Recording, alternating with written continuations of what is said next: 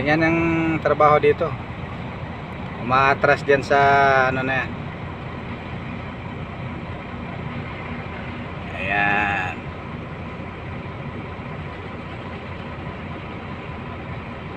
Ilang taon na, matagal na yan sila dito. Ilang taon na yan dito, kaya expert na sila pag umatras dyan. Pag mga baguhan, hindi nila kaya mag-atras dyan. Kailangan baguhan, mayroong mag-a-assist. Ayan. Pero ang mga datihan na, wala na, dire-diretso na yan.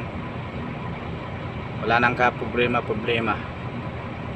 So, yan yung ano namin, manual planta, manual batching plant. Yung sa kabila automatic yun eh.